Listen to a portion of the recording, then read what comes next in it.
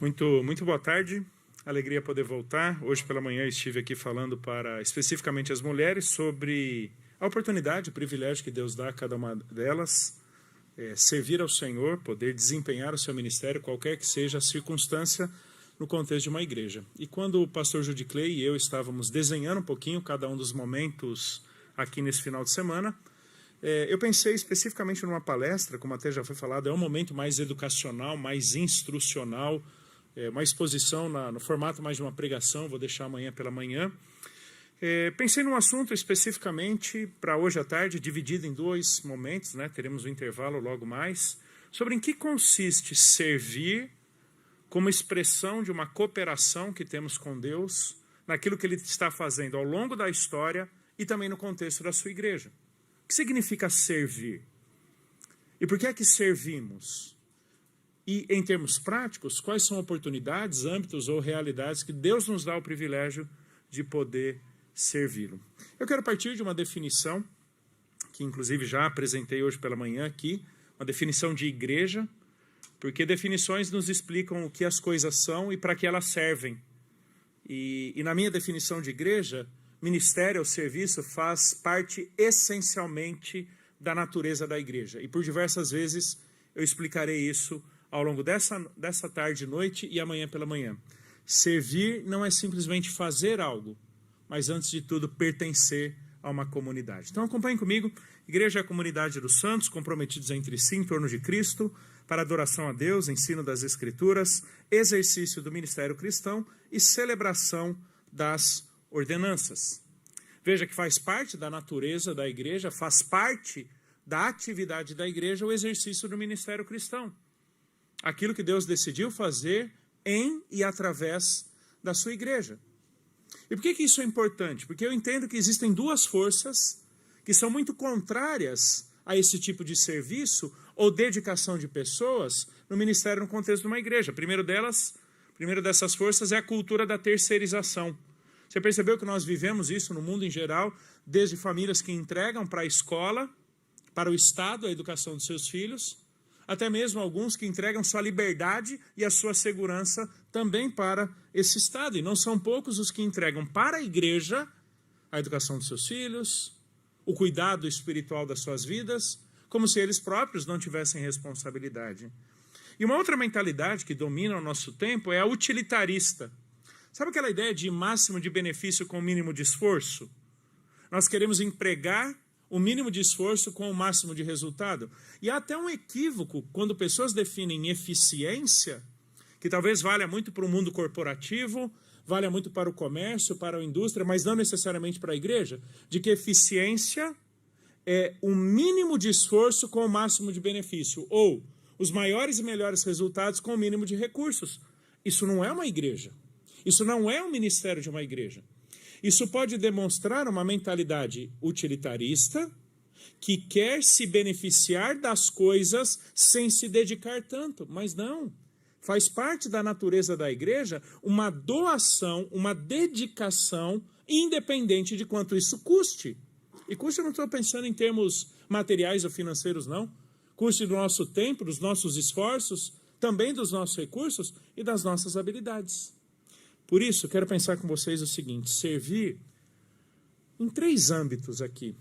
Servir com o que Deus está fazendo, e eu quero ao longo dessas duas palestras desenvolver. Servir com o que Deus está fazendo em seu aqui é nosso, tá? Em seu contexto, cidade e mundo todo.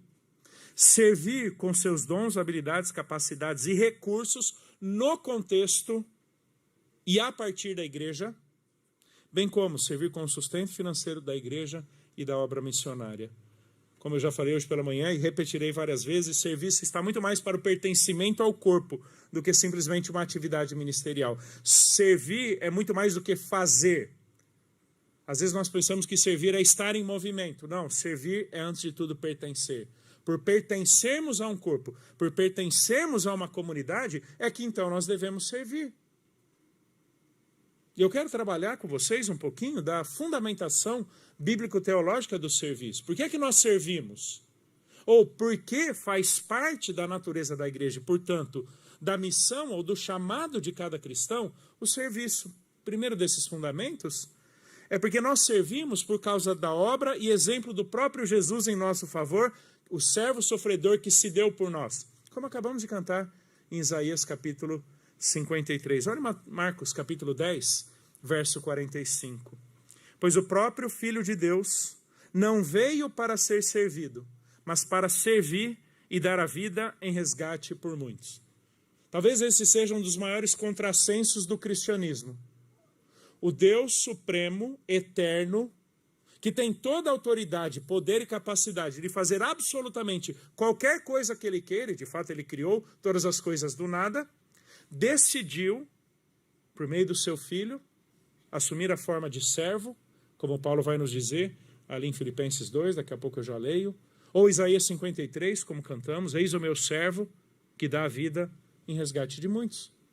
Queridos, a expressão máxima do amor de Deus por nós é que um dia Deus se fez homem para que pudesse alcançar pessoas como eu e você. Ele que não precisa de nenhum de nós, ele que existe à parte e além de todos nós, ele que tem poder que é superior à soma de todos os nossos esforços, veio para servir e dar a sua vida em resgate de muitos. Gosto muito de pensar que todas as possibilidades horizontais da vida cristã são demonstrações vivenciais daquilo que já recebemos verticalmente de Deus. Ou seja, não há nada que Deus demande de nós horizontalmente que Ele já não tenha feito verticalmente por nós em Jesus. Deus não nos exorta, não nos incentiva, não nos desafia e nem nos cobra daquilo que Ele próprio já não tenha feito por nós.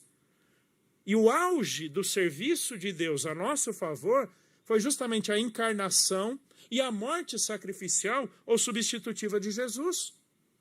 Portanto, qualquer coisa que eu venha fazer a favor de pessoas não vai se comparar àquilo que eu já ganhei em Cristo.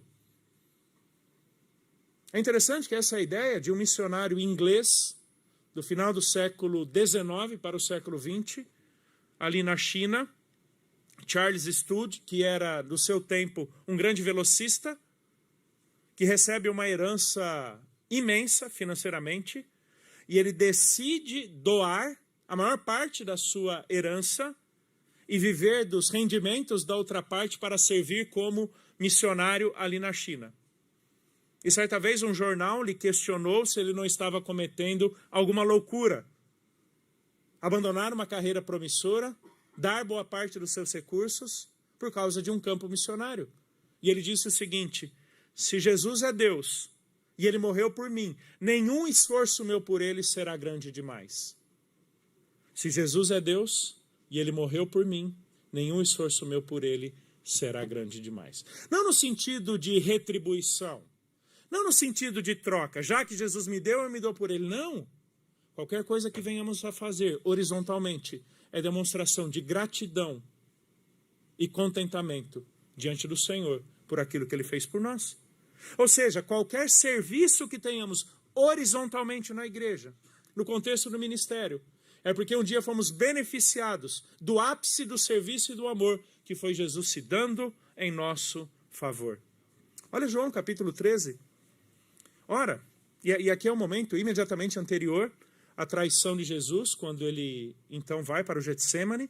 Posteriormente ele é traído por Judas, preso e morto, como nós conhecemos a história. No momento imediatamente anterior, ele está com seus discípulos, ali no segundo andar de uma casa, celebrando a ceia. E como preparativo da ceia, ele se dispõe a lavar os pés dos seus discípulos. Trabalho de um escravo. E naquela época nós não tínhamos ruas iluminadas, nem asfaltadas. Os sapatos eram normalmente abertos, portanto, sujava naturalmente os pés. E muito.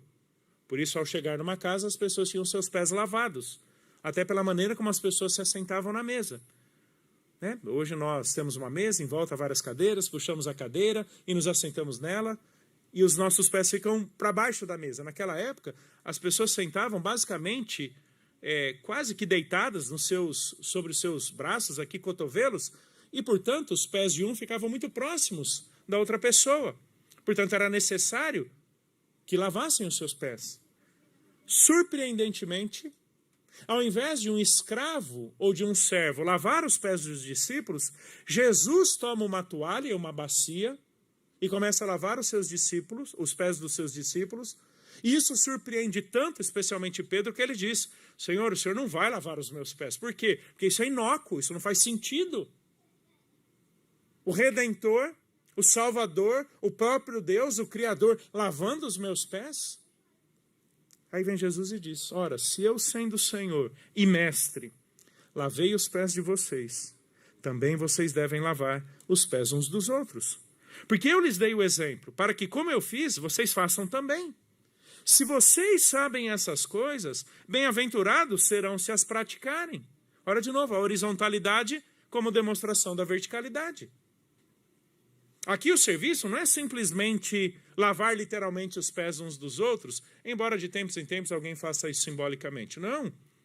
Se eu estou dando dos meus esforços, do meu tempo, da minha dedicação, da minha humildade para vocês, sendo Senhor e Mestre, ele não nega isso, não é interessante? Sendo eu Senhor e Mestre, fiz isso, quem são vocês maiores do que eu para não dedicarem dos seus esforços humildemente a favor uns dos outros?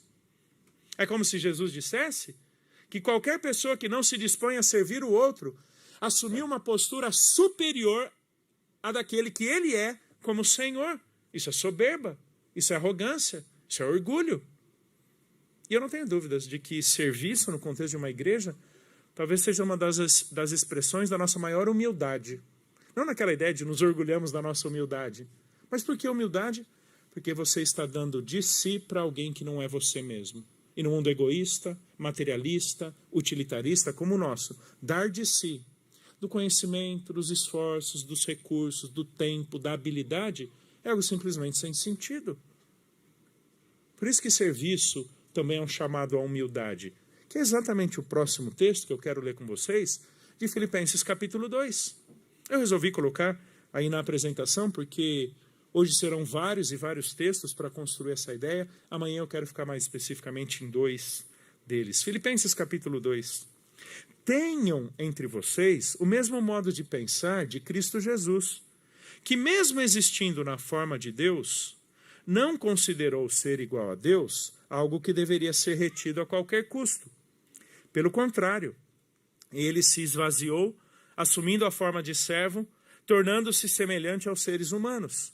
E reconhecido em figura humana, ele se humilhou, tornando-se obediente até a morte e morte de cruz. Esse é um dos textos mais importantes para a teologia cristã, que nos apresentam o Jesus que é plenamente Deus, que existe exatamente como Deus. Não há nada que tenha em Deus que não haja em Jesus. Não há nenhum poder que exista no Pai que o Filho não tenha, porque ele é exatamente da mesma natureza ou substância que o Pai. No entanto, esse Jesus assume a forma de servo.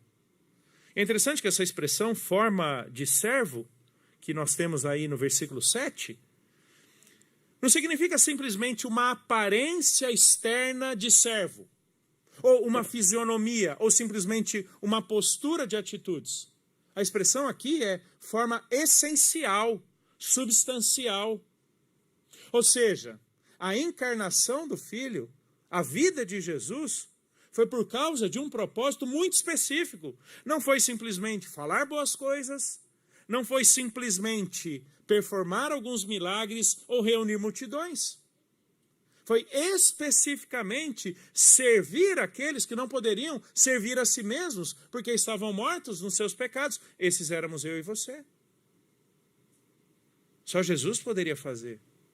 Ou seja, nenhum de nós poderia alcançar qualquer mérito, qualquer favor, qualquer benefício de Deus, se esse Jesus não se desse a si mesmo. Ele é servo, ou seja, ele se doa, ele se dá, porque nós não podíamos fazer isso. Ele se esvazia, assumindo a forma de servo, tornando-se semelhante a nós. Reconhecido em figura humana, se humilha, tornando-se obediente até a morte e morte de cruz. Queridos, o fundamento de todo o nosso serviço no contexto de igreja é porque um dia o Deus eterno e glorioso deixou os céus, assumiu a forma de servo, sendo reconhecido em figura humana para se dar em nosso favor. Ou seja, partimos dele para qualquer coisa que venhamos a fazer. Temos nele o fundamento de qualquer coisa que venhamos a fazer uns para com os outros. Isso vai nos levar a alguns desdobramentos do que significa o serviço. Talvez a forma mais plena ou bela do amor que dizemos ter uns pelos outros é justamente o serviço. E quando estamos servindo, não estamos simplesmente fazendo algo, mas evidenciando alguém. Precisamos pensar nisso. E eu quero chegar no final da segunda palestra com esse desafio. Quando servimos pessoas, estamos brilhando Jesus na vida delas. Porque do jeito que Deus brilhou nas nossas vidas por meio de Cristo, quando servimos pessoas tendo o Evangelho por fundamento, estamos brilhando Jesus na vida delas. Ou seja, não estamos fazendo um favor para elas. E nem para Deus. Estamos o quê? De alguma forma, mediando a graça, a bondade de Deus na vida dessas pessoas, brilhando Jesus nelas. Um outro fundamento do nosso serviço é que Deus decidiu, na sua graça e bondade, na sua soberania muitas vezes incompreensível, nos tornar seus cooperadores. Lembra daquela tensão que perdura séculos, e eu não tenho a menor pretensão de resolvê-la em um minuto, sobre a tensão entre a soberania de Deus e a responsabilidade humana? Isso é uma tensão para nós.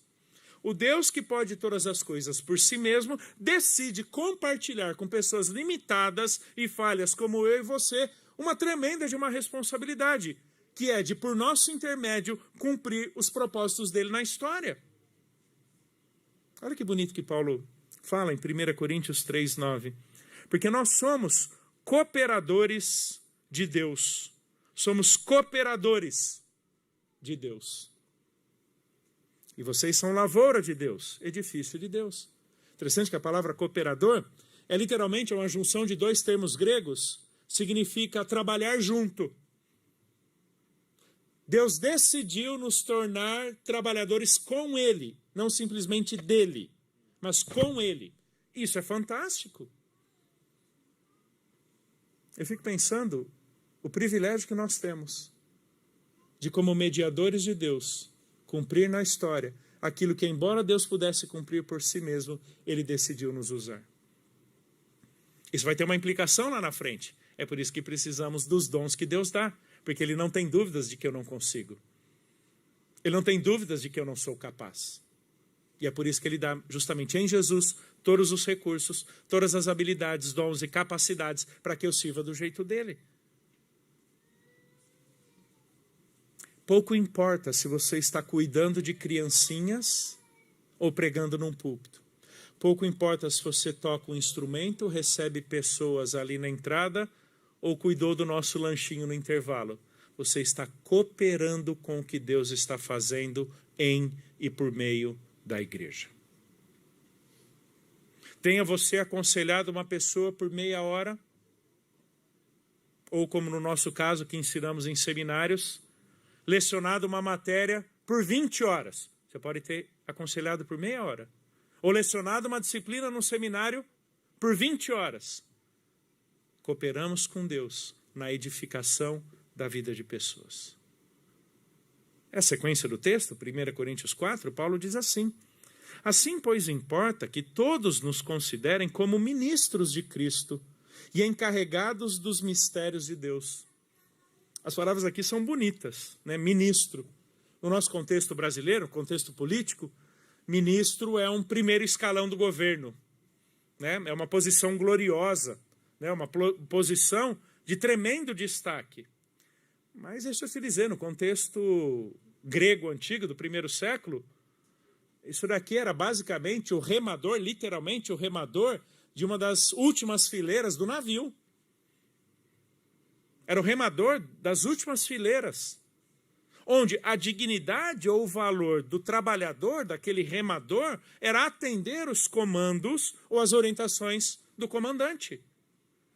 Ou seja, havia valor naquilo que esse ministro fazia, sim, mas em essência a importância dele seria demonstrada, sobretudo, não pelo que ele fazia, mas na sua dedicação em atender às ordens do comandante. Pouco importa se ele estava na primeira ou na última galera. Lembra das galeras que eles remavam? É isso aí, esse é o termo. O remador de uma das galeras do navio. Aqui é mais bonito nós dizermos, nós somos ministros, né? Mas veja, pouco importa o que você está fazendo, atendendo os comandos e interesse de Cristo, você está servindo.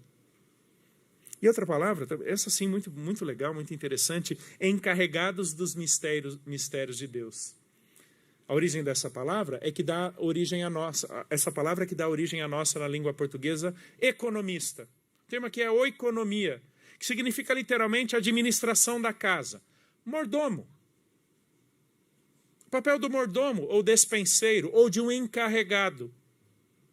É como se você fosse ali chefe do almoxarifado. Você administra, você cuida, você lida com bens alheios. Qual a ideia aqui de Paulo? Encarregados dos mistérios de Deus significa que você administra coisa que não é sua. E a tua fidelidade, que é exatamente o verso 2, é medida pelo quanto, de fato, você atende ou cumpre com os propósitos de Deus para as coisas dele. Isso é um privilégio, queridos. Eu não tenho dúvidas de que Deus saberia lidar muito melhor do que todos nós juntos com as coisas dele. Mas ele decide nos tornar participantes disso. Essa é a ideia de cooperador. 2 Coríntios 6, nós, na qualidade de cooperadores com Deus ou com ele, também exortamos a que vocês não recebam em vão a graça de Deus. E olha que bonito esse texto, eu acho ele impressionante. 1 Tessalonicenses 3, quando Paulo decide enviar Timóteo ali para o contexto de Tessalônica, como nós vemos na sequência de Atos 17, Paulo disse que decidiu enviar o nosso irmão Timóteo, ministro de Deus no Evangelho, para fortalecer e animá-los na fé. Deixa eu retraduzir pelo termo que Paulo usou. Cooperador de Deus no Evangelho de Cristo, para fortalecer e animá-los na fé. Deus nos anima? Deus nos fortalece? Sim, normalmente por meio de pessoas.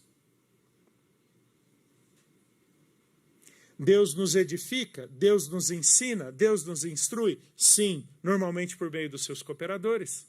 É por isso que ele capacita a igreja com pessoas que sirvam por meio do ensino,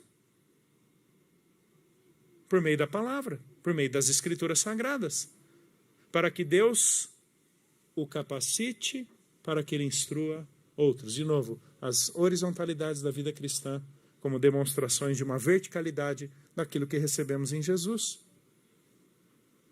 Todos vocês que servem aqui no contexto da igreja, independente do que você faça, lembrem-se disso. Vocês estão cooperando com o que Deus faz no contexto da igreja. Partimos da própria pessoa de Jesus, da sua obra em nosso favor. Partimos da certeza de que Deus decidiu nos usar e na medida que somos usados, cooperamos com Ele. Mas há um terceiro fundamento.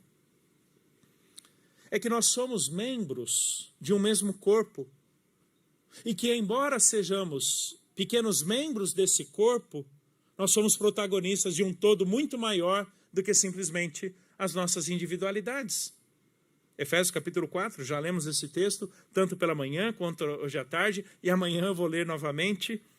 Presta atenção aí comigo, Efésios 4.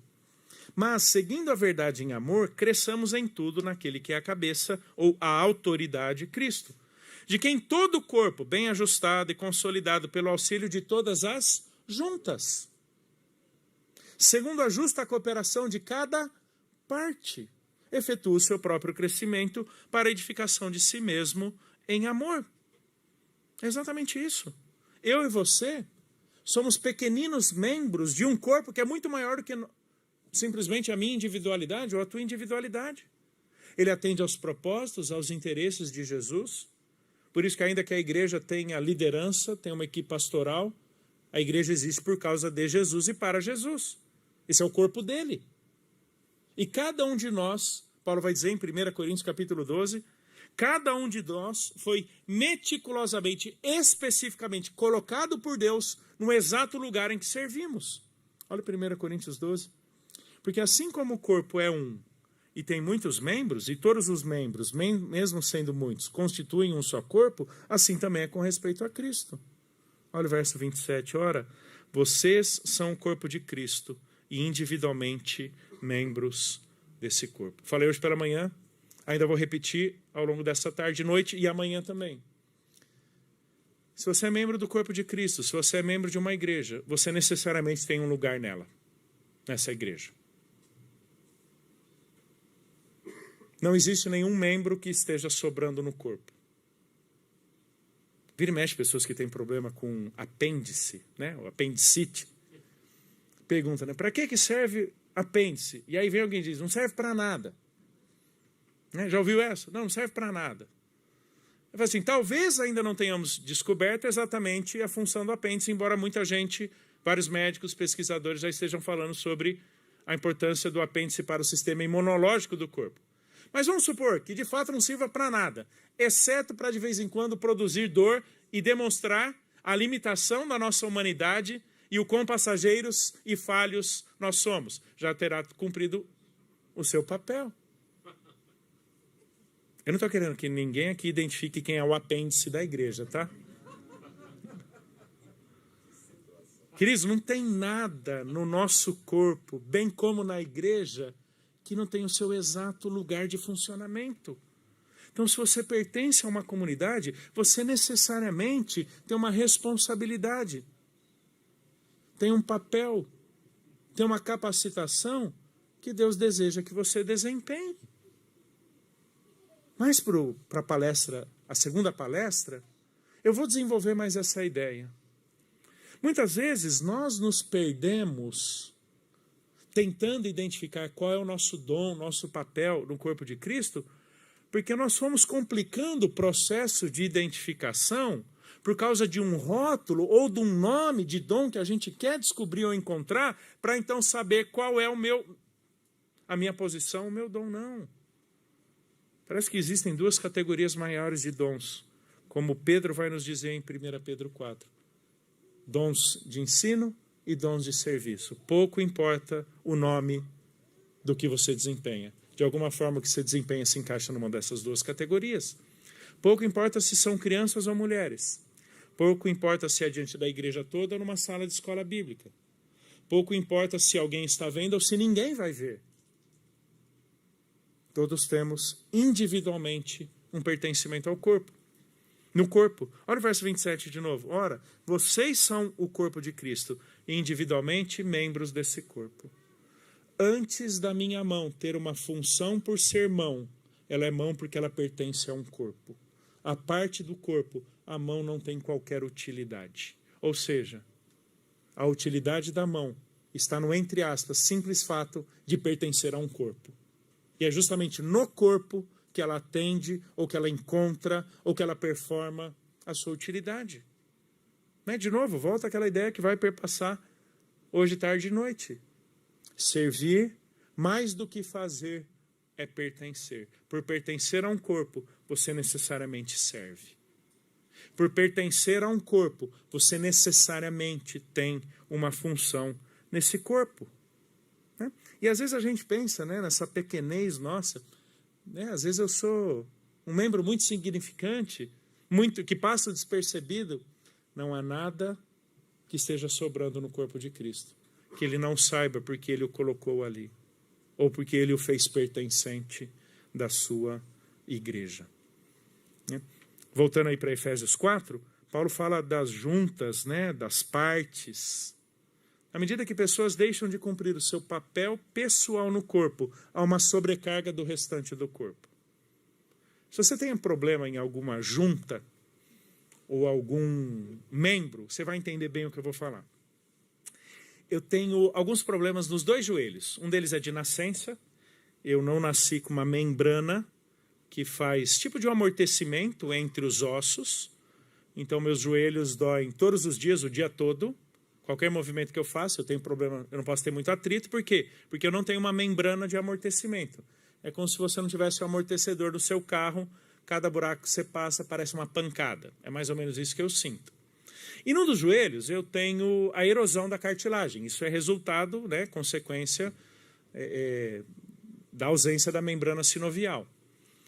Por causa disso, um dos meus joelhos dói muito mais do que o outro. E é natural, né, porque aqui eu estou num púlpito, não dá para ver tanto, mas é natural que eu tente compensar o peso no outro, né, no caso direito, porque o esquerdo para aliviar eu sobrecarregue o direito para aliviar o esquerdo. Sabe o que está acontecendo? Estragando os dois.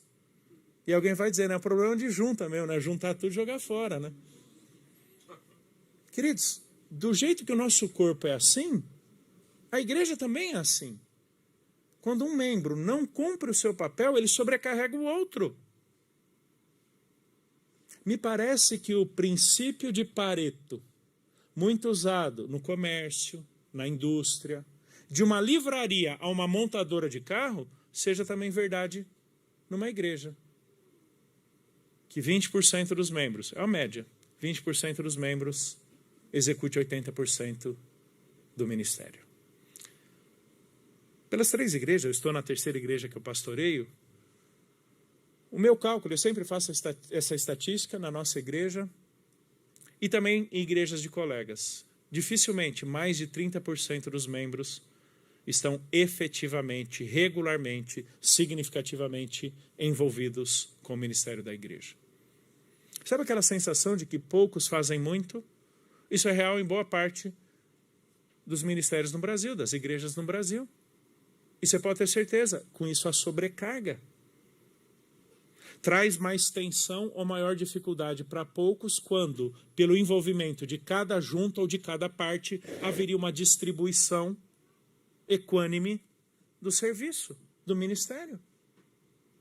Sabe, se você acha que você é um frequentador de igreja para simplesmente se beneficiar do serviço dela por você, saiba que você está trazendo peso e tensão para outras pessoas que estão cumprindo o teu papel. Mas quando você se dispõe a continuar sendo uma dessas partes ou dessas juntas, há sempre um trabalho muito mais completo, muito mais justo e bem dividido do que simplesmente poucos fazendo muito. Recentemente conversei com uma jovem da nossa igreja que está se capacitando no seminário e havia o desejo dela de ir para uma outra igreja. Ela ainda não está servindo na nossa, ir para uma outra igreja, porque afinal de contas a nossa igreja é muito grande, tem muita gente, né? Nós somos uma igreja ali de 700 membros e na mentalidade das pessoas está tudo muito bem organizado, tudo já acontece, não há nenhuma necessidade, está sobrando gente. E eu disse para ela o seguinte, eu não conheço uma igreja no Brasil e no mundo que, independente do seu tamanho, não tenha necessidade de pessoas que sirvam.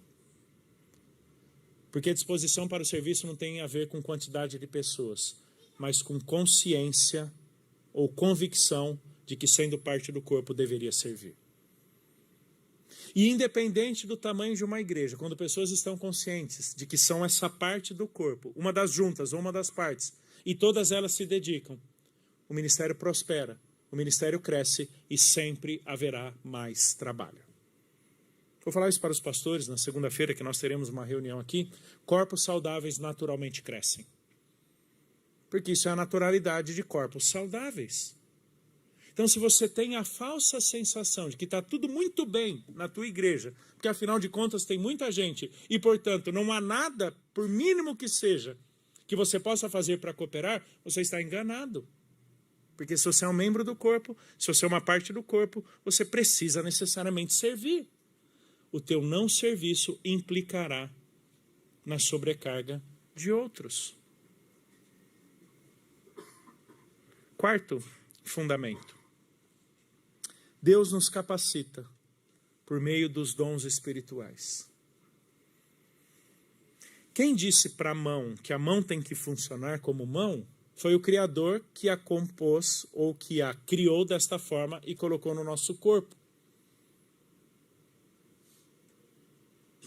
Se Deus nos colocou individualmente no seu corpo, no corpo de Cristo, ele atribuiu propósito ou ele atribuiu capacidade para cada um de nós. Isso tem um nome na Bíblia, dom. Dom que não é necessariamente, obrigatoriamente, o exato oposto de talento ou habilidade natural. Às vezes nós criamos um certo radicalismo falando que dom é uma coisa, habilidade é outra. Dom espiritual é uma coisa, capacidade pessoal é outra. E isso parece uma dicotomia tão estranha que dá a entender que Deus só passou a atuar na vida do Helder depois da salvação em Jesus. E que de lá para trás, Deus não sabe da minha história, as oportunidades que Ele me deu, as experiências que Ele me proporcionou, eventualmente a faculdade que eu cursei, ou as coisas pelas quais eu me interesse. Gosto muito de pensar que dons espirituais levam muito em conta as habilidades que o próprio Deus nos deu ao longo da nossa história, só que agora canalizadas, dedicadas, direcionadas para o serviço do reino. É como se dons fossem habilidades convertidas pelo Evangelho.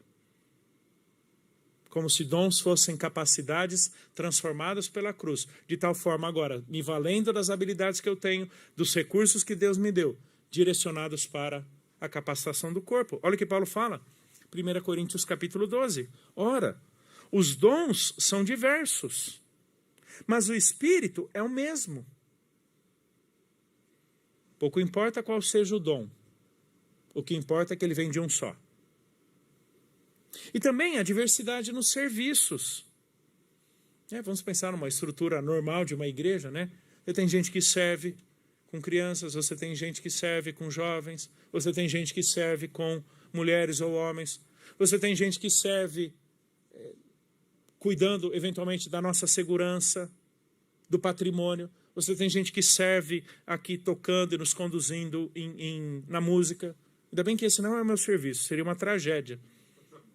Eu mal consigo cantar e bater palma ao mesmo tempo. Esse não é o meu serviço na igreja. Mas a gente precisa da turma que, no mínimo, tenha noção de harmonia e ritmo, e melodia. Há diversidade nos serviços, mas o Senhor é o mesmo. Há diversidade nas realizações, mas o mesmo Deus é quem opera tudo em todos. Interessante essa ideia. Eu e você, com a mesma responsabilidade, nunca faríamos igual. Por quê? Porque somos diferentes. As realizações são distintas. Queridos, quando nós entendemos a capacitação que vem de Deus e a diversidade de dons na igreja, nós nunca poderíamos pensar no seguinte: se você quer bem feito, faça você mesmo.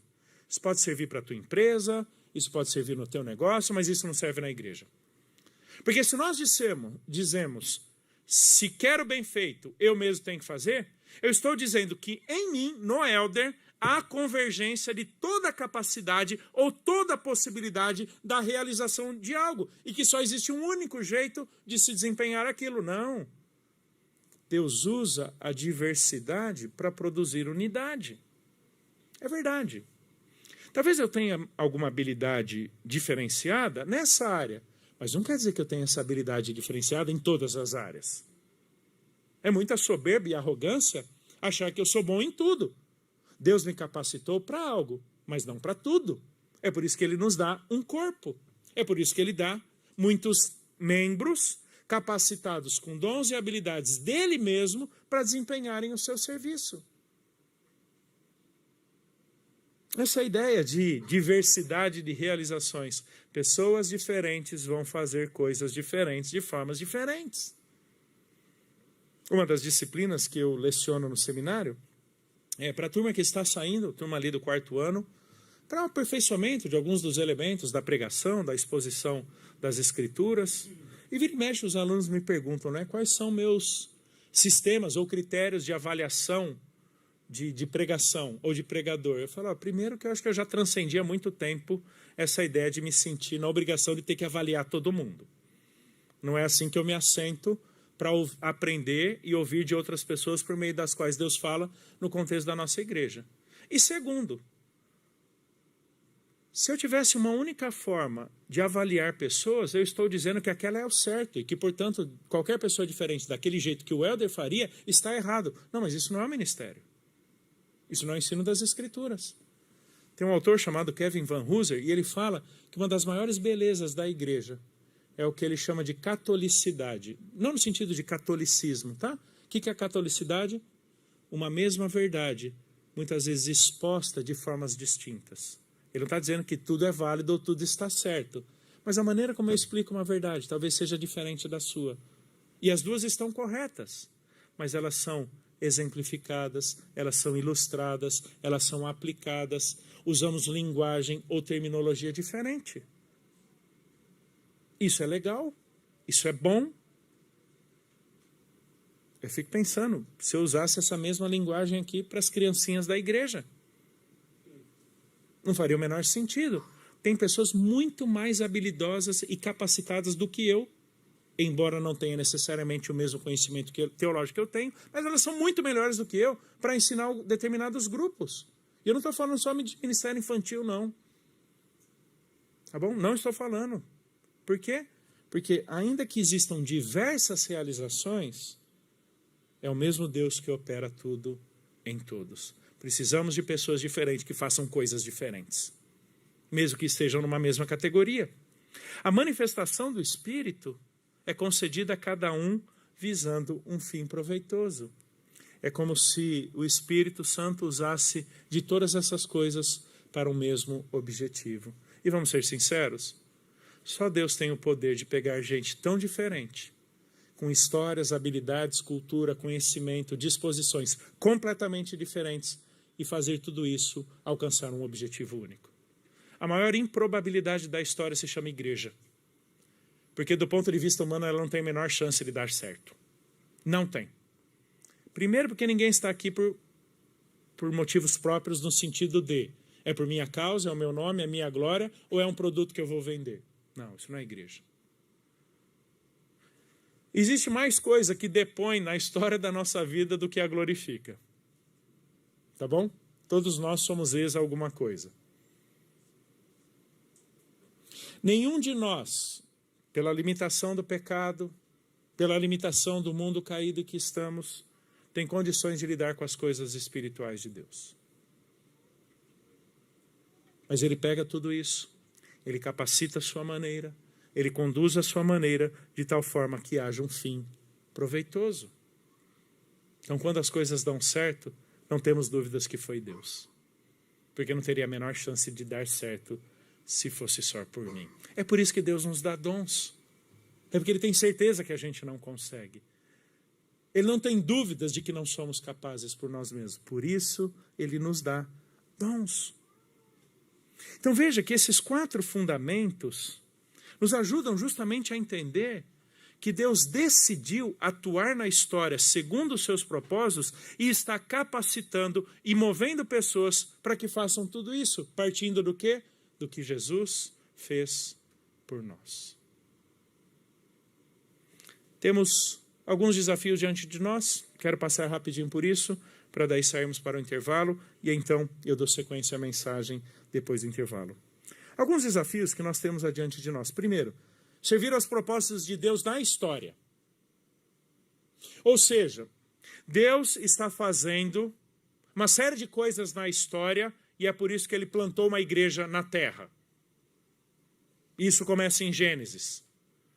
Deus cria um jardim, coloca homem e mulher e diz, cuidem do meu jardim. É verdade. Esse jardim virou uma cidade. Como, por exemplo, o Rio de Janeiro. Ou como Araras. Embora vocês tenham umas partes mais bonitas aqui. Vocês têm uma parte diferenciada do jardim. Aquele jardim virou uma indústria, virou um comércio, virou uma empresa, viraram prédios. Mas Deus não se ausentou da história, como se dissesse, isso pouco me interessa. Tanto é que a história não se perdeu no seu propósito, que embora o mundo tendo começado com um jardim, Apocalipse nos diz que vai terminar com uma cidade. Estamos no exato ponto da história como Deus a queria. O que você faz? Se junta a Ele.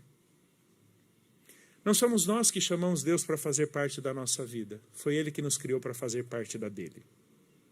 Como costumo dizer, né? Olha que bonito, Atos 13:36, texto que eu gosto demais. Tendo, pois, Davi servido ao propósito de Deus em sua geração, adormeceu, foi sepultado com os seus antepassados e o seu corpo se decompôs.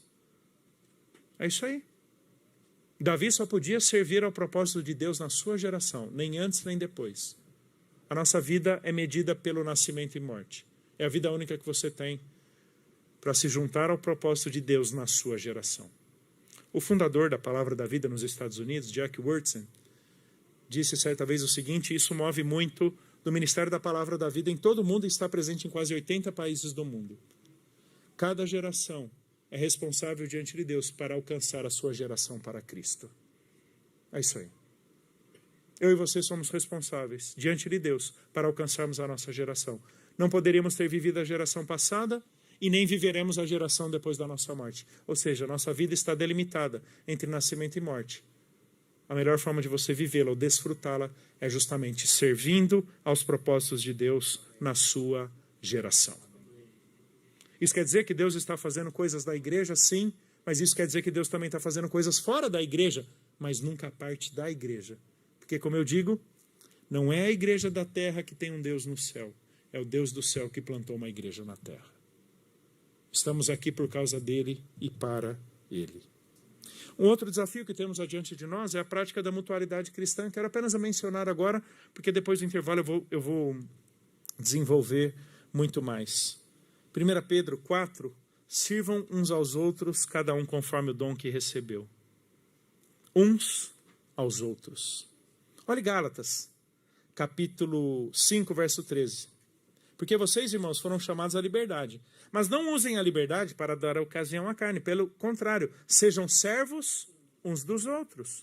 E Gálatas 6, texto bonito também. Levem as cargas uns dos outros. Isso é a mutualidade cristã. Servir pessoas, antes de ser simplesmente fazer algo por elas, é demonstrar a alguém na vida delas. Lembra da horizontalidade como expressão da verticalidade? Porque Deus, em Cristo, nos serviu nas nossas incapacidades e incompetências, pela mutualidade. Presta atenção que é isso mesmo que eu quero dizer. Deus nos usa nas incapacidades e incompetência das outras pessoas. Incapacidade e incompetência não estou lidando em termos pejorativos ou negativos. O elder não é tudo e o elder não pode tudo. É por isso que o elder precisa de irmãos em Cristo. O elder não tem habilidade, o elder não tem conhecimento, o elder não tem recursos, o elder não tem disposições de lidar com a totalidade da complexidade da vida dele. É por isso que Deus deu irmãos em Cristo. Isso é mutualidade cristã. Há um aspecto interessantíssimo no termo uns aos outros. É a palavra grega alelon. Ela é usada abundantemente no Novo Testamento, mas ela nunca é usada para falar sobre Jesus e seus discípulos. São dezenas e dezenas e dezenas de vezes, quase 100 vezes, nenhuma delas sobre Jesus e seus discípulos. Sabe por quê? Porque não existe mutualidade entre Jesus e os discípulos. Porque não há nada que falte em Jesus que seus discípulos sejam capazes de suprir. Você sabe então o que significa mutualidade? Significa que você não tem tudo. É por isso que Deus te deu irmãos em Cristo, para que eles supram em você o que você não pode, o que você não é e o que você não tem. Talvez uma das maiores expressões de soberba ou orgulho na vida cristã seja independência. Querer viver a parte do corpo de Cristo ou da intimidade cristã. Uma das maiores belezas do cristianismo é a possibilidade de termos pessoas com as quais nós vivemos juntas e partilhamos das nossas vidas. Isso é mutualidade. Deus usa pessoas para suprir em mim o que eu não tenho. Deus usa pessoas para fazer em mim o que eu não sou capaz de fazer por mim mesmo. Há um outro detalhe no uso dessa palavra no Novo Testamento, é que ela também não é usada a priori para falar simplesmente sobre dois indivíduos. Por exemplo, eu e Judy Clay. Eu e Judy Clay somos amigos, partilhamos da vida, conversamos sobre futebol, conhecemos as famílias e por aí vai. Temos amizade. Mas, a priori, a Bíblia não usa a palavra mutualidade para falar sobre o relacionamento do elder com o Judy Clay. Sabe por quê? Porque essa palavra é predominantemente comunitária. Ou seja, você encontra mutualidade no corpo, não na individualidade de uma amizade.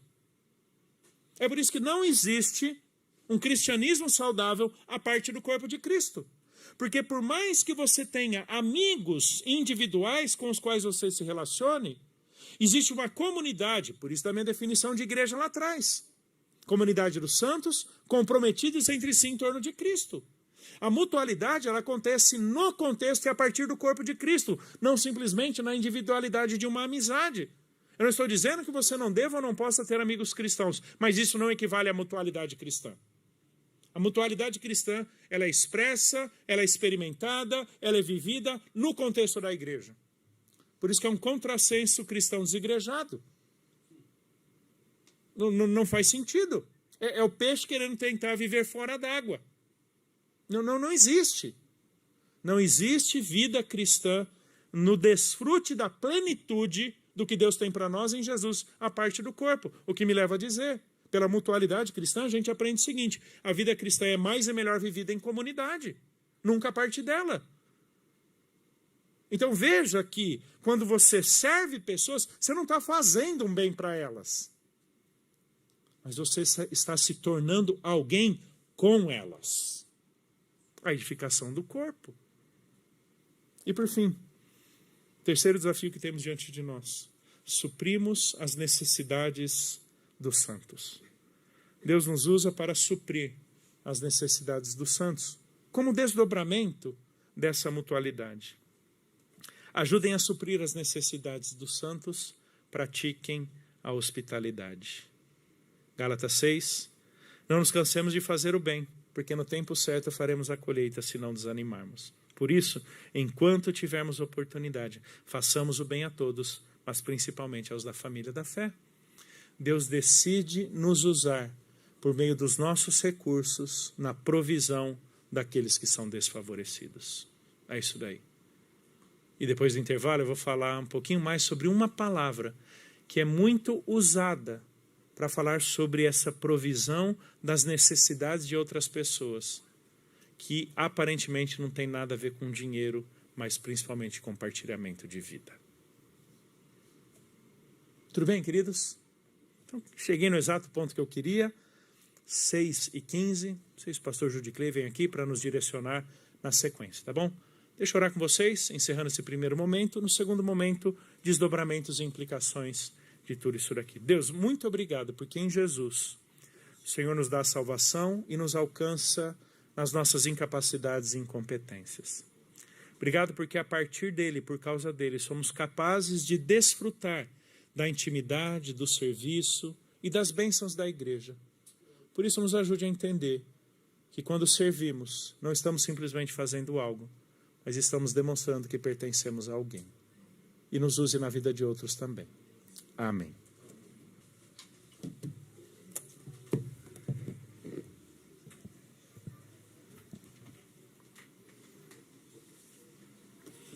Muito bem, queridos. Eu, na primeira parte, na primeira palestra dessa, que é composta por 2 momentos, trabalhei com vocês rapidamente o conceito de igreja, de onde partimos, como corpo de Cristo. Aí eu lidei com 3 afirmações de que devemos servir com o que Deus está fazendo em seu contexto, cidade e mundo todo. Servir com seus dons, habilidades, capacidades e recursos no contexto da igreja a partir dela. E servir com o sustento financeiro da igreja e da obra missionária. Dentro daquela ideia de que serviço está muito mais para pertencimento ao corpo do que simplesmente uma atividade ministerial. Servir é muito mais do que fazer, é pertencer. O fundamento de todo o serviço cristão se dá pela obra de Cristo em nosso favor, que é o serviço do Senhor a nós. Também lidei com o conceito de cooperadores de Deus. Deus decidiu nos trazer para a obra dele, partilhando conosco responsabilidades, privilégios e oportunidades. Bem como somos membros desse corpo, individualmente, tanto quanto perfazemos o todo por meio do qual Deus age. E por fim, como fundamento, Deus nos capacita com dons, habilidades ministradas pelo Espírito, de tal forma que tenhamos condições de atender a essa demanda, a esse propósito de Deus, por meio do corpo. Aí eu falei sobre 3 desafios que temos diante de nós. O servir aos propósitos de Deus na história, ou seja, Deus é um Deus em missão, que desde Gênesis até o Apocalipse, está descortinando e desvendando o seu querer, o seu propósito, e ele nos torna parte disso tudo. Também devemos servir ao Senhor por meio da mutualidade cristã, quando Deus nos usa para suprir impossibilidades, incapacidades nos outros, porque eles não têm em si mesmos. Né? Como eu disse, nenhum de nós tem em si a potencialidade ou a capacidade que Deus deu apenas ao corpo. Então, eu contribuo individualmente para o corpo, tanto quanto o corpo me supre naquilo que eu não sou, não tenho e não faço. E então, Deus decide também que nós supramos as necessidades uns dos outros, em termos, inclusive, financeiros. Olhem comigo agora quais são algumas oportunidades de serviço que temos no contexto de uma igreja. Eu não quero lidar tanto em diversidade ministerial, mas muito mais em categorias ou oportunidades de serviço. Uma primeira e talvez a maior categoria que nós tenhamos seja justamente em termos ministeriais.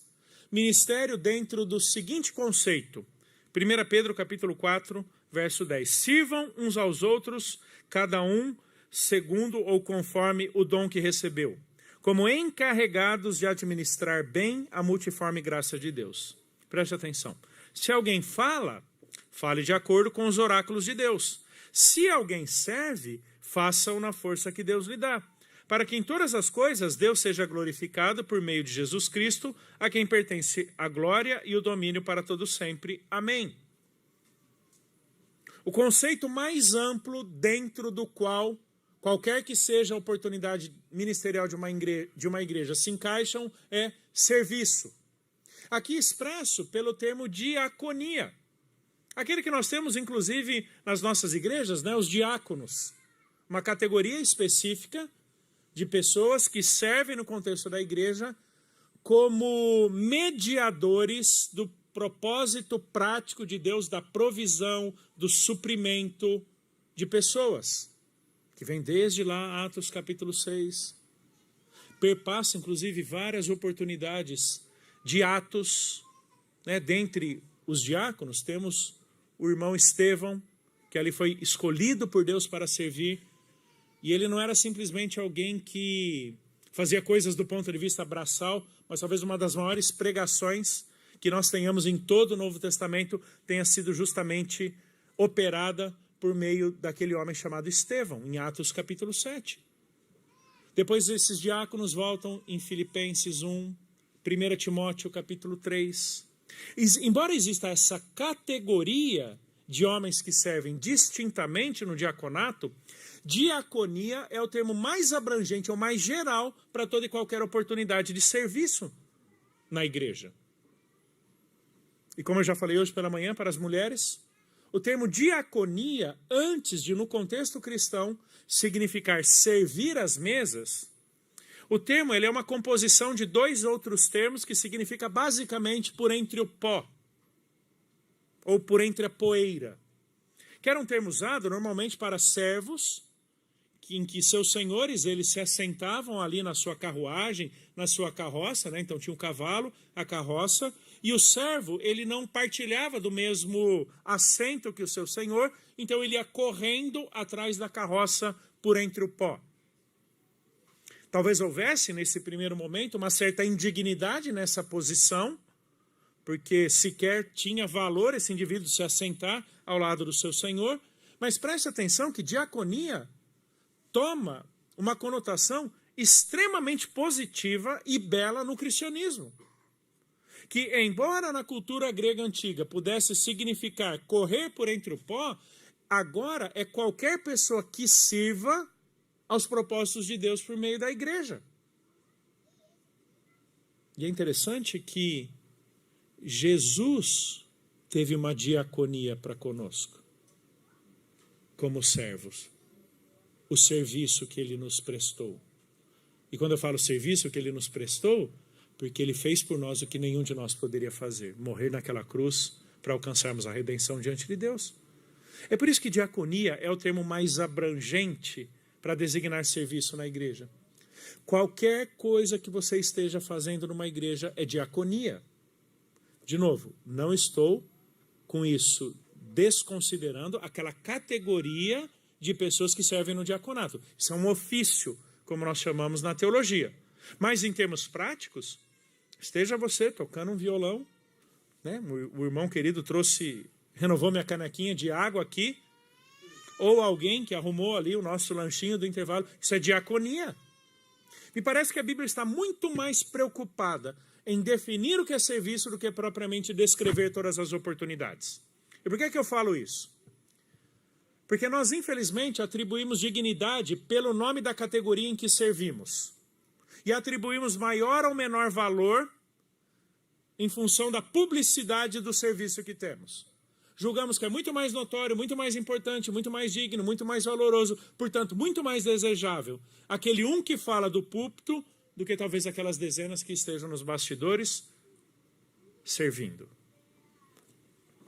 Não estou equivalendo as atividades, mas todas elas são importantes, porque todas elas são diaconia. E é interessante que daí Pedro desenvolve. Ele fala que diaconia é o termo mais abrangente, debaixo do qual, ou dentro do qual, toda e qualquer oportunidade ministerial se encaixa. Mas aí ele categoriza duas áreas. Se alguém fala, fale de acordo com os oráculos de Deus. Ou seja, você que ensina, como? Aconselhando, discipulando, instruindo, exortando, visitando para levar consolo, seja num pequeno grupo, numa sala de escola bíblica, no púlpito, seja para crianças, seja para adultos, seja para pessoas que não têm a menor capacidade de alfabetização, porque ainda não foram alfabetizadas, ou esteja você ensinando os maiores doutores, pouco importa, isso é circunstancialidade. A dignidade do ensino não está, preste atenção, não está no a quem ensinamos, mas no sobre quem nós ensinamos. De novo, as verticalidades determinando as horizontalidades. Por isso, se você fala, fale de acordo com os oráculos de Deus, ou seja, é do jeito de Deus, é pela palavra de Deus, é na autoridade que Deus dá. E parece que Pedro cria uma segunda categoria de oportunidades de serviço. Aí no versículo 11. Se alguém serve, faça-o na força que Deus lhe dá. Não quer dizer que falar ou ensinar não seja serviço. Lembra? Diaconia é o conceito maior dentro do qual toda oportunidade de ministério se encaixa. Mas aí Pedro categoriza de duas formas. Dons de fala ou dons de ensino e dons de serviço que estejam fora do contexto do ensino. Como eu já mencionei, diversas oportunidades que temos aqui. Qualquer que seja, sirva uns aos outros segundo o dom que Deus deu. Você sabe que boa parte das pessoas, e aí posso falar até como pastor, boa parte das pessoas não serve na igreja porque não descobriu o nome do seu dom. E eu digo o seguinte, parece que a Bíblia não está preocupada em exaurir todos os nomes de capacitações que Deus dê ao seu povo. Porque me parece que qualquer que seja a capacitação, elas caem em duas categorias. Ou dons de ensino, ou dons de serviço. Não existe dom de cuidar de criança. Você pode ter habilidade. Existe dom de serviço a crianças. Tudo bem? Não existe dom de estacionamento. Existe dom de serviço que serve cuidando de carros. Mas eu acho que as irmãs da cantina têm um dom especial. Elas são diferentes. Especialmente as que fritam coxinha. Não, aquilo ali precisa de uma capacitação sobrenatural. Que delícia. Irmãos, infelizmente ranqueamos oportunidades ministeriais. E é isso que atrapalha muito o crente de servir. Me parece que pessoas que amam servir e querem servir, pouco importa o nome que dão para a oportunidade que ela serve. Se eu estou ensinando crianças ou adultos, se é uma sala com 5 ou 500, pouco importa. Isso é circunstancial, porque você está ensinando, segundo os oráculos de Deus, ao povo de Deus, para formar Jesus nelas, nessas pessoas. Pouco importa se você está servindo, tocando aqui na frente, ou organizando alguma coisa que ninguém vai ver, pouco importa. Faça na força que Deus te deu. Ou seja, estejamos muito menos preocupados com o nome da caixinha ou da área que dá nome à área que eu sirvo, para entendermos o por meio do que ou em que contexto Deus quer nos usar. Como é difícil ensinar isso para os meus alunos de seminário. Porque eles crescem numa mentalidade de que o púlpito, a pregação do domingo, é muito mais valorosa do que todas as outras oportunidades de ensino. Não.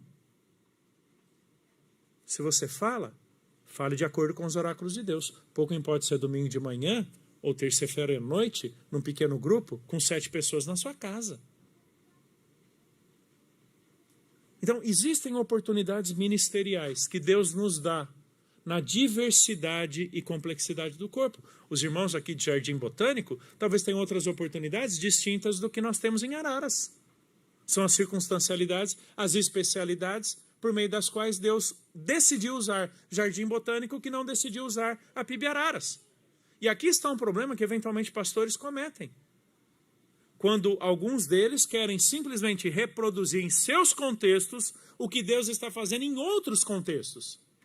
Programas, atividades, performance. Não. Há uma diversidade. A multiforme graça de Deus. Ela é multiforme. Aquilo que eventualmente Deus está fazendo aqui, Deus vai fazer diferente em Araras. E está tudo bem. Essa é a multiforme graça de Deus. Por isso que copiar ministérios não faz sentido no reino. Porque estamos julgando que existe uma única forma da graça de Deus ser manifesta, dando exatamente sempre as mesmas pessoas, com os mesmos recursos, nos mesmos contextos. Isso não é verdade. Isso deveria levar vocês, todos nós, a discernirmos o nosso contexto e fazermos a seguinte pergunta: por que Deus permitiu que exista uma igreja no coração do Jardim Botânico?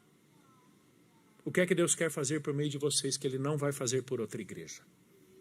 Essa é a multiforme graça de Deus. Existem oportunidades ministeriais que vocês terão que nós nunca teremos em Araras. Do mesmo jeito que existem oportunidades e circunstancialidades ministeriais que teremos em Araras que vocês nunca vão ter. Essa é a multiforme graça de Deus. Essa é sempre a pergunta que deveríamos fazer. Como Deus quer ministerialmente me usar, nos usar no contexto em que Ele nos plantou? Lembra do Deus que plantou uma igreja na terra? Essa é a pergunta que deveremos fazer. Por que Deus nos permitiu ser igreja aqui, com esses recursos, essas pessoas, essas oportunidades nesse exato lugar? Porque quando nós não sabemos responder essa pergunta, nós tentamos ser a igreja que não somos, com recursos que não temos, para alcançar um propósito que Deus não nos deu.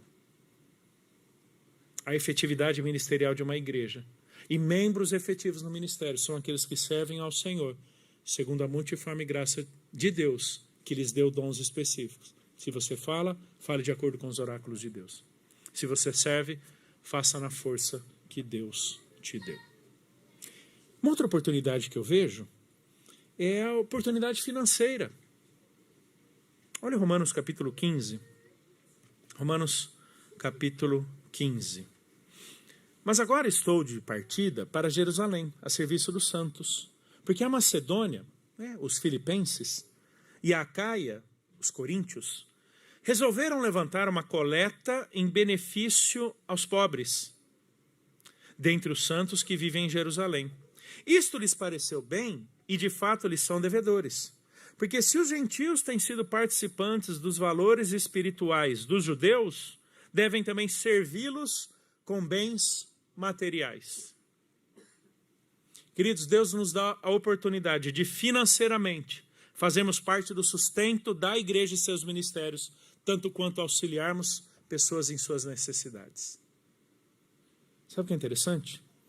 Vá para o final do versículo 27.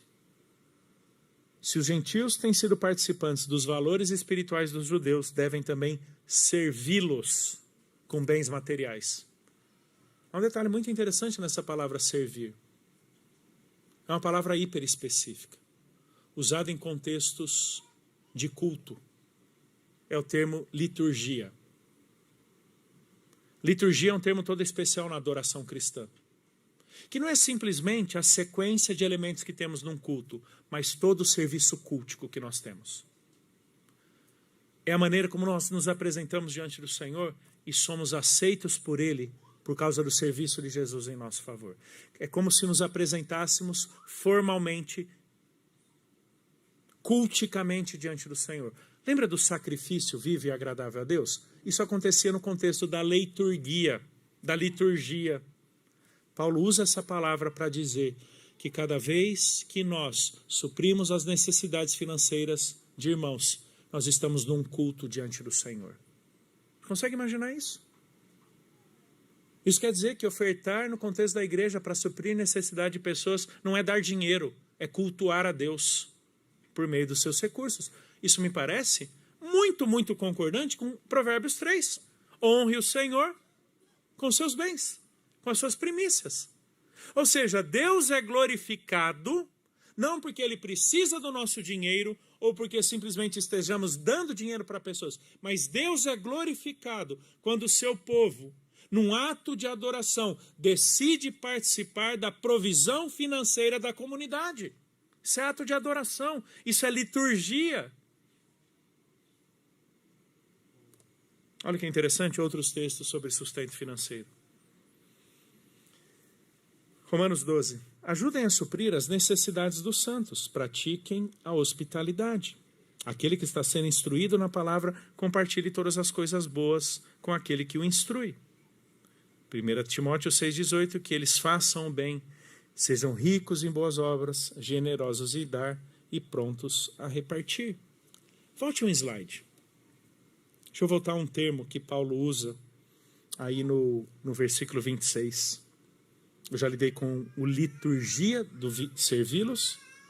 Volte agora para o 26, porque a Macedônia e a Acaia resolveram levantar uma oferta ou uma coleta em benefício dos pobres dentre os santos que vivem em Jerusalém.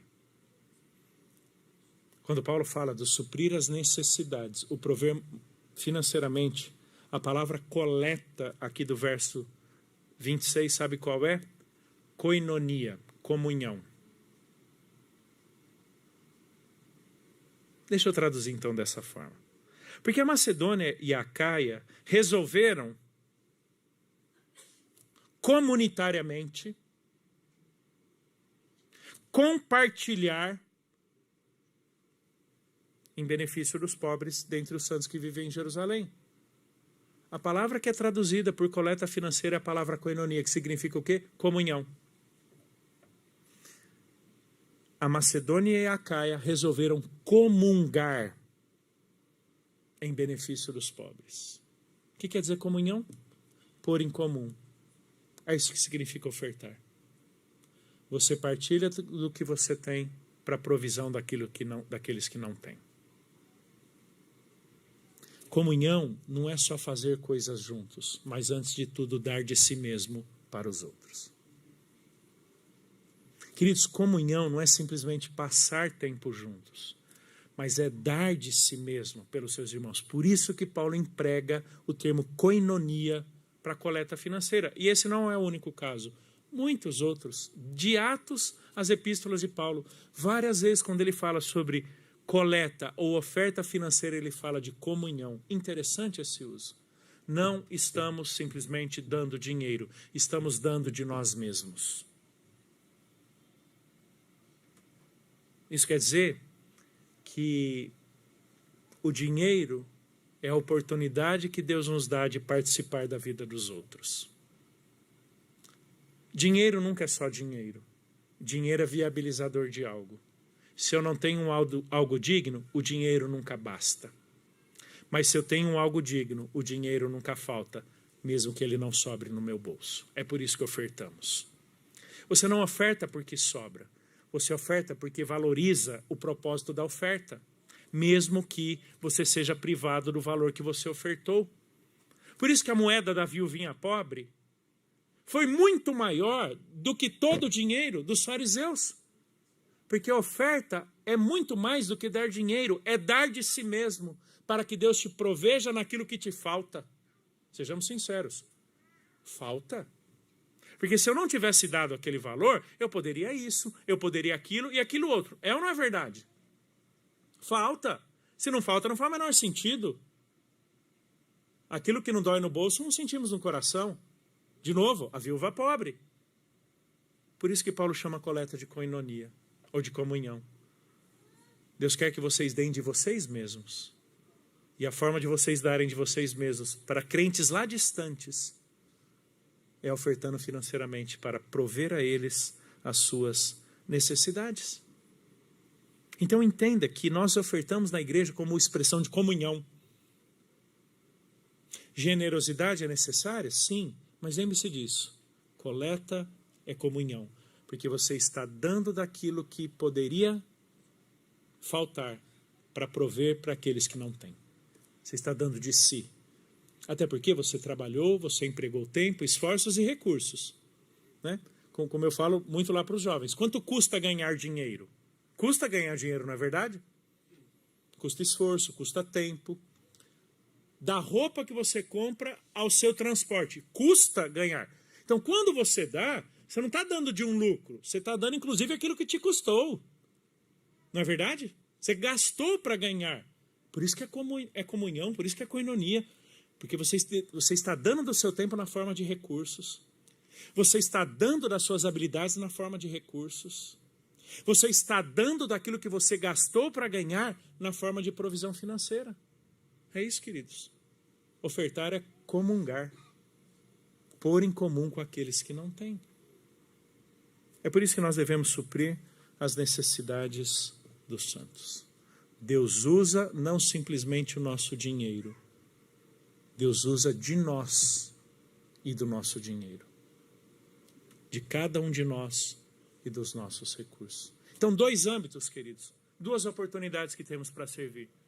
Tanto ministerialmente pelo que fazemos, quanto financeiramente pelo que possuímos. Compartilhando, comungando dos nossos bens. Diante disso, quero chegar a 5 desafios e implicações finais aqui para nós. Primeiro, queridos, nós devemos servir a Deus na certeza de que é Ele quem efetiva e frutifica esse serviço. Isso me ajuda a contrariar aquela ideia. Nossa, a igreja está muito bem suprida, está cheia de gente tão habilidosa. Que diferença vai fazer o meu serviço? Servimos a Deus na certeza de que é Ele quem efetiva e frutifica esse serviço. Acompanhe comigo 1 Coríntios 15. Porque eu sou o menor dos apóstolos, e nem mesmo sou digno de ser chamado apóstolo, pois persegui a igreja de Deus.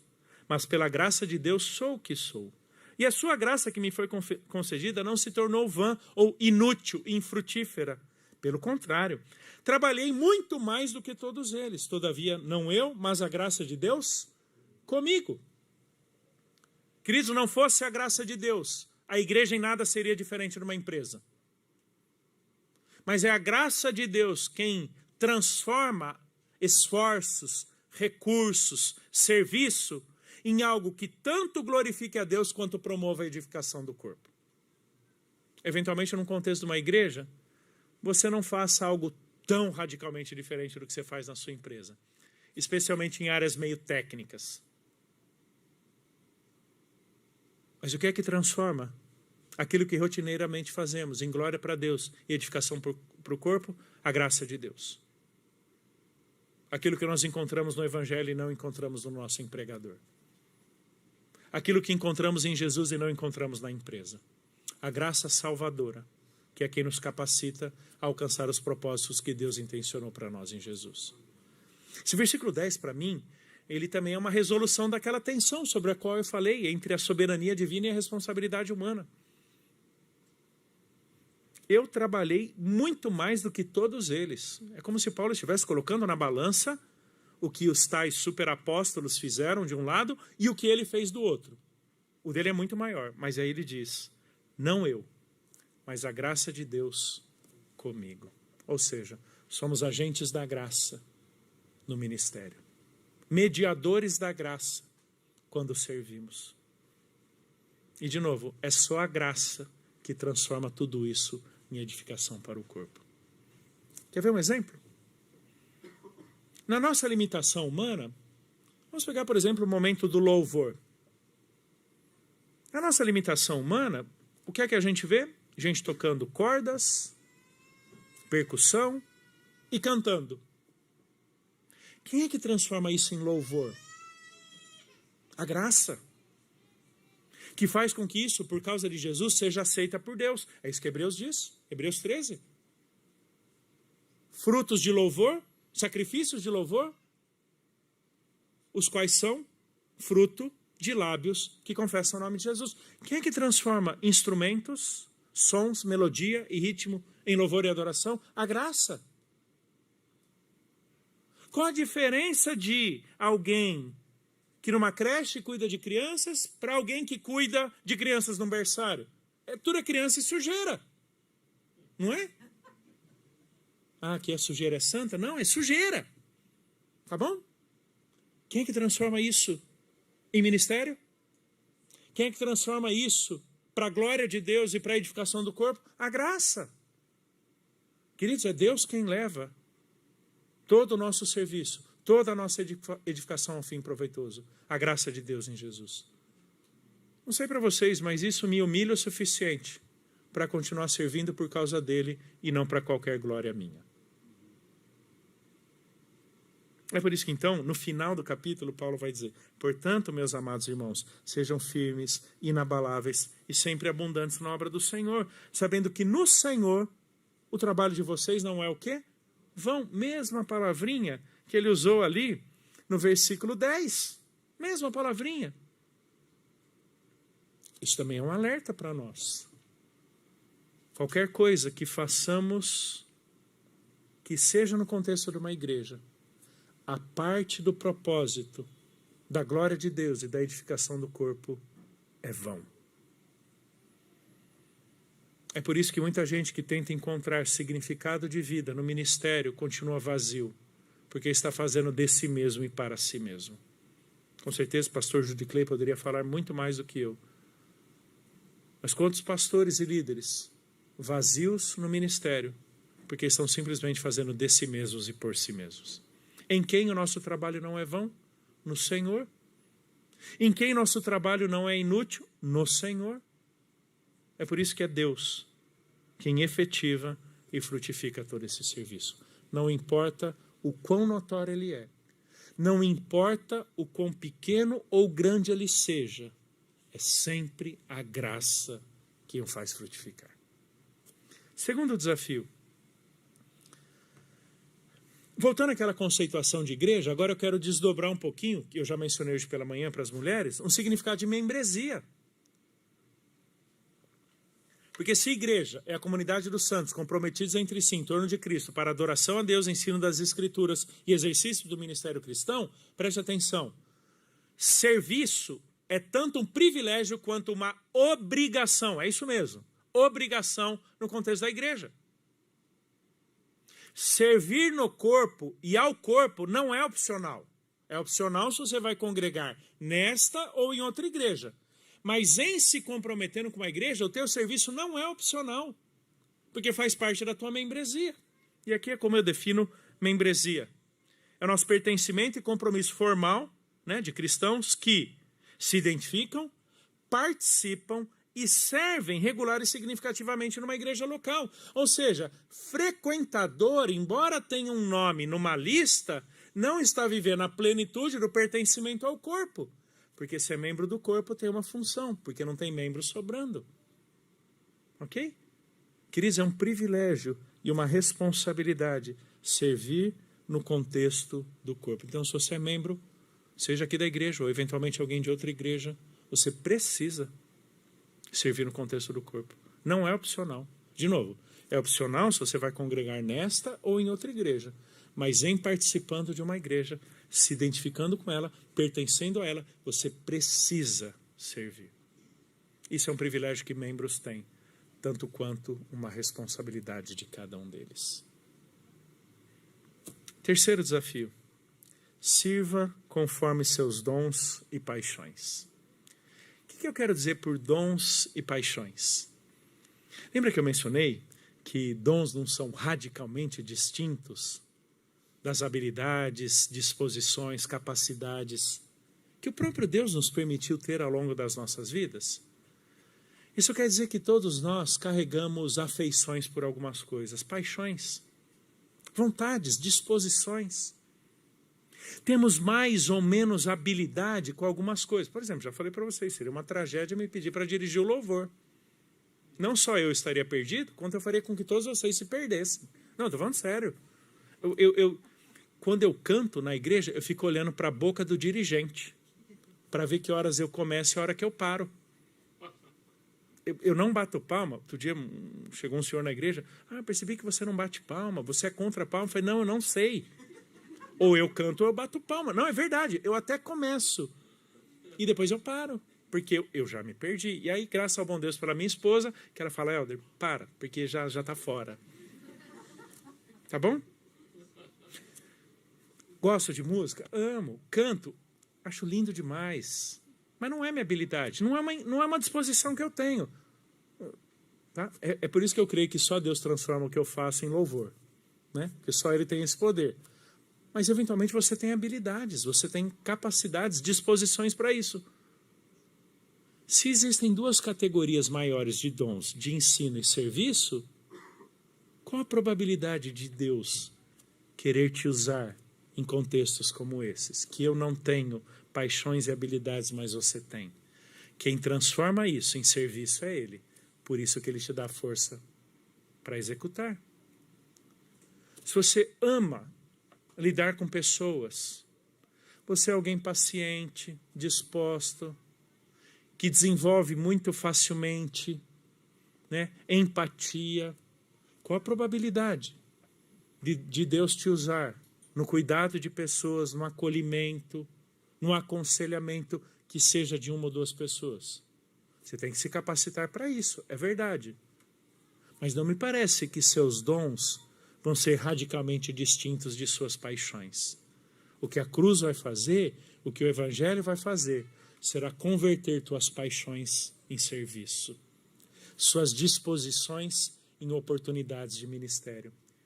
Então, sempre quando pessoas vêm na nossa igreja me perguntar, tem alguma coisa para eu fazer, alguma área para servir? A primeira pergunta que eu faço, com o que você gosta de lidar? O que você gosta de fazer? Pelo que seu coração pulsa? E tem pessoas que amam trabalhar com determinados grupos da igreja.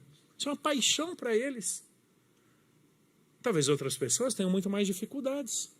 Aí nós vamos discernir diante de Deus como igreja se Deus está capacitando essa pessoa para isso. Mas é muito provável que os dons caminhem na mesma direção das paixões e habilidades. O problema é que nós somos, ao longo do tempo, radicalizando a definição de dom, parece que em oposição às habilidades. Não, dom é completamente diferente de habilidade ou capacidade. É como se o Helder, então, da noite para o dia, virasse o maior cantor da igreja. A probabilidade, queridos, disso acontecer é mínima. Aí seria milagre, não é nem dom. Estão me entendendo? A probabilidade das áreas que Deus quer te usar na igreja será aquelas em que Ele próprio tem te oportunizado alegria, satisfação, habilidade, capacidade, é muito grande. Nunca sem discernir que aqueles que ensinam ou falam que seja conforme os oráculos de Deus. E aqueles que servem instrumentalmente, ou vamos dizer braçal, técnico, na força que Deus supre. Porque embora você tenha habilidade e saiba, é Deus quem converte isso em ministério. Então tem que ser do jeito de Deus. Porque é para a glória de Deus, para a edificação do povo de Deus. Então, se você está se perguntando onde eu poderia servir, eu te faria essa pergunta. O que você gosta de fazer? O que pulsa no seu coração? O que você percebe como habilidades e capacidades que não são aleatórias? Foi Deus na sua história te conduzindo por oportunidades, experiências e possibilidades para te formar quem você é hoje em Jesus. Talvez ali esteja um bom início do como Deus quer te usar no contexto do corpo. Lembro de alguns alunos no seminário que tinham uma habilidade impressionante de aprendizado de novas línguas. Um deles foi trabalhar no leste europeu e o outro permanece até hoje na Bélgica. Ambos pastoreavam a igreja, até que um dia eles se questionaram, por que Deus me deu? E eles não se conhecem, ambos foram meus alunos e eu já tive essa conversa especificamente com ambos. Academicamente impressionantes. Em algum momento eles se questionaram, por que Deus me deu essa habilidade para um aprendizado de língua? Um deles aprendeu russo sozinho. Eu acho que você tem que estar bravo para falar russo e alemão, né? Deus os usou e os tem usado impressionantemente. Habilidades convertidas pela cruz como oportunidades de serviço. Não me parece que dons espirituais sejam Kinder Ovos espirituais. Sabe aquela surpresa, né? Não. Deus já sabe quem você é. E foi Ele, na graça e bondade dEle, que te trouxe até o ponto que você se encontra. Então sirva conforme seus dons e paixões. Quarto, honre a Deus com seus bens, servindo a igreja, seus ministérios e membros por meio de suas ofertas. Lembra do pôr em comum, da koinonia, do compartilhar? É isso daí. Honre o Senhor com seus bens e com as primícias de toda a sua renda. 2 Coríntios, capítulo 8, texto muito bonito também, que é a turma da Acaia, sobre a qual Paulo fala em Romanos 15. Também, irmãos, queremos que estejam informados a respeito da graça de Deus que foi concedida às igrejas da Macedônia, os filipenses. Porque no meio de muita prova de tribulação, manifestaram abundância de alegria, e a profunda pobreza deles transbordou em grande riqueza de generosidade, porque posso testemunhar que na medida de suas posses, e mesmo acima delas, eles contribuíram de forma voluntária, pedindo-nos com insistência a graça. Percebeu 2 usos da palavra graça? A graça de participarem dessa assistência aos santos. E não somente fizeram como nós esperávamos, mas pela vontade de Deus, ao koinonia na prática, deram a si mesmos, primeiro ao Senhor, depois a nós. Queridos, que Deus use e prospere as ofertas do povo de Deus. Não para o império de uma igreja, mas para a expansão do reino do Senhor. E Ele decidiu usar nossos recursos. Lembre-se disso. O ato de ofertar é liturgia, é culto. E quando Deus usa nossos recursos na provisão de outros irmãos, isso é koinonia, é comunhão. Estamos partilhando da nossa vida com pessoas que sequer têm recursos. Generosidade é a verdade bíblica. E por fim, e aqui eu quero desenvolver algumas ideias com alguns cuidados que deveríamos ter em meio a toda essa questão de serviço, trabalho, ministério, finanças. Queridos, eventualmente tem muita gente que só vem à igreja quando está escalado para um ministério. Eu não conversei com o pastor Judiclei sobre isso. Eu estou falando do que é a minha realidade e eventualmente a realidade de outros lugares. Gente que condiciona presença e frequência à oportunidade de serviço. Quando não está na escala, não serve, não vem. Isso não faz o menor sentido. A nossa comunhão com o corpo independe da oportunidade de serviço que tenhamos naquele dia. Como falei antes, né? Não existe cristianismo no desfrute da plenitude da vida cristã a parte da comunidade. Deus nos salvou para pertencer a um povo, nos inseriu num corpo. Então, congregue a despeito do seu serviço e não faça do seu serviço o pretexto para vir à igreja. Ok? Congregamos sempre, servimos numa escala. Mesmo que eu não esteja na escala, deixarei de congregar com o corpo. Segundo, há um conceito que vem dominando a mentalidade de serviço e ministério na igreja brasileira, que é o conceito de voluntariado. Eu entendo o aspecto jurídico, legal, profissional ou de vínculo empregatício, que o termo voluntariado tenta salvaguardar a igreja. O problema é que tem muita gente, no contexto da igreja, que achando que serviço como voluntário ou voluntariado é simplesmente uma questão de disponibilidade de tempo e que, portanto, não tendo tempo, eu não preciso servir. Não, isso não existe. Serviço na igreja vai muito além de voluntariado. Voluntariedade é a disposição anímica do seu ser, ou seja, sua alma disposta àquilo. Mas não voluntariado como significando, tenho tempo, tenho interesse, então sirvo. Não, isso não é igreja. Isso pode ser o centro de voluntariado, nem sei se existe ainda, que Ruth Cardoso, esposa do então presidente Fernando Henrique Cardoso, criou no Brasil, centro de voluntariado. Quero uma lista dizendo assim, o Helder, ele tem a terça-feira à tarde disponível com essa habilidade, vamos conectá-lo a alguma oportunidade de voluntariado. Não, isso não é igreja, não. Se você é membro do corpo, serviço é tanto um privilégio quanto uma obrigação. Não é uma questão de voluntariado. Eu entendo que o termo visa salvaguardar a igreja de aspectos legais ou jurídicos. Mas a nossa mentalidade em relação ao voluntariado não deveria ser: estou com tempo sobrando, então vou dar para o ministério da igreja. Não. Costumo dizer isso.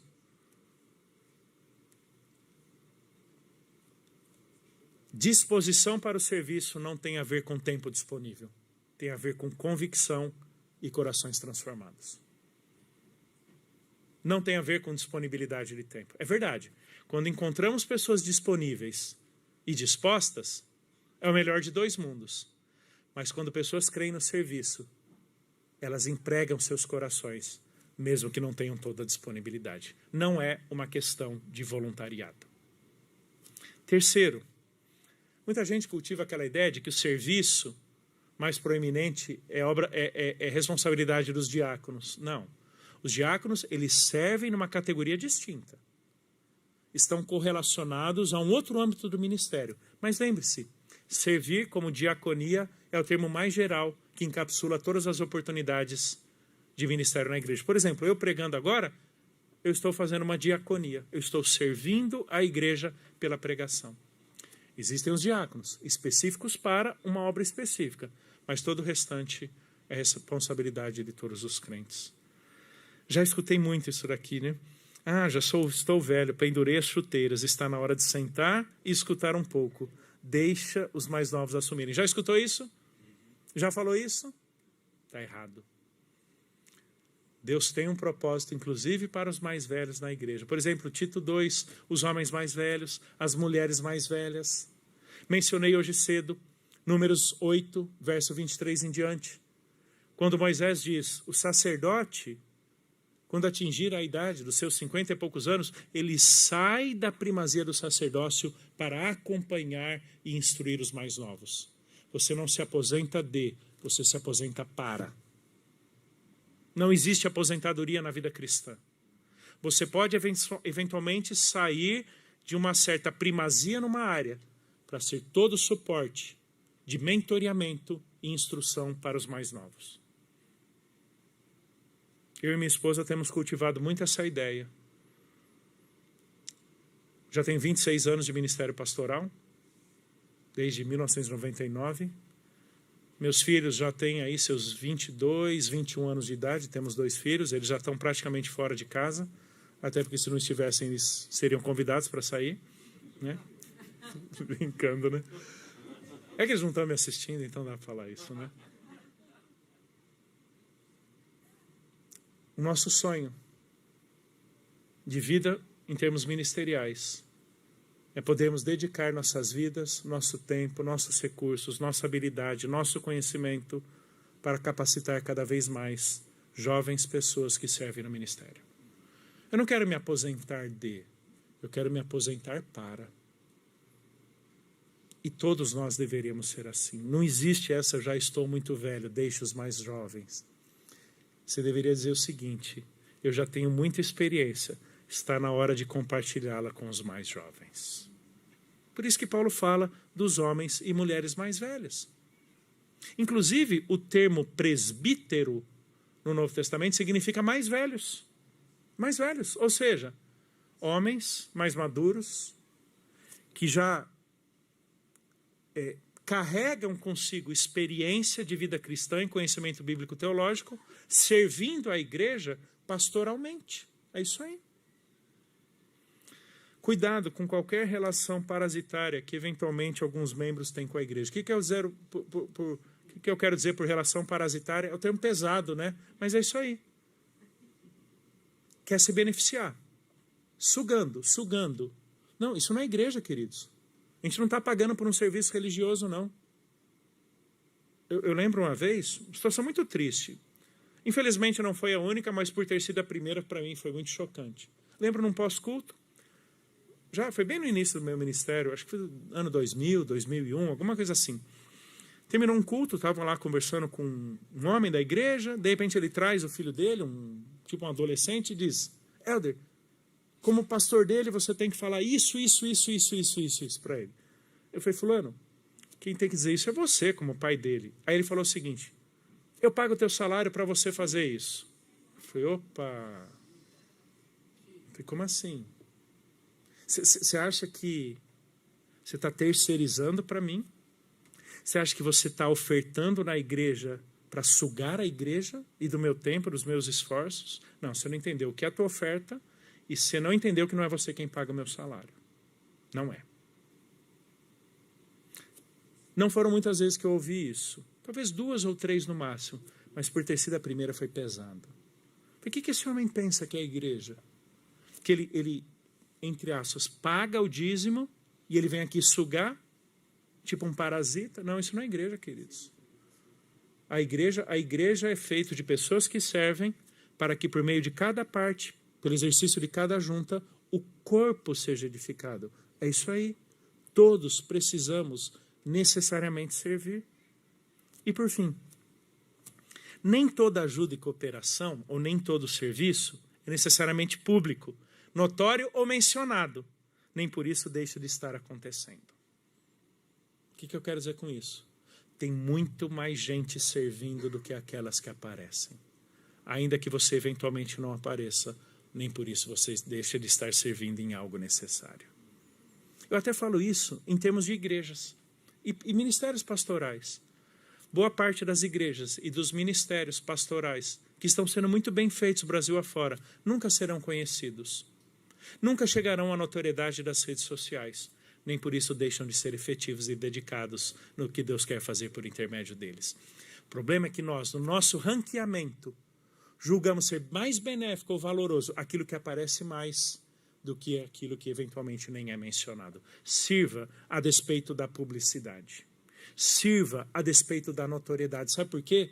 Porque Deus revestiu de maior honra aqueles membros que têm menor honra, para que eles igualmente cumpram o seu propósito no corpo. Isso é 1 Coríntios capítulo 12. Queridos, é isso. Sirvam como pertencimento ao corpo. Sirvam porque é a graça quem transforma atividade braçal em ministério. É a graça quem transforma música em louvor. É por isso que Deus nos usa. Podemos orar? Deus, muito obrigado por tua graça e bondade em Jesus, que nos salvou, nos capacitou com habilidades, dons, paixões e oportunidades, para que tudo isso glorifique o Senhor e edifique o seu corpo.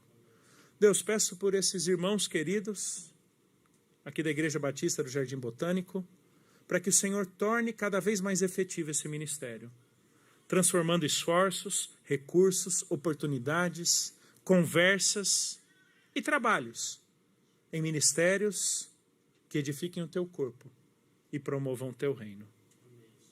Nos conscientize, ó Deus, cada vez mais, que tanto o pertencimento a um corpo quanto o serviço nele não são opcionais, para que haja dedicação, entrega, de fato, compartilhamento de vida em tudo aquilo que fazemos no contexto e a partir da igreja. Peço isso em Jesus. Amém.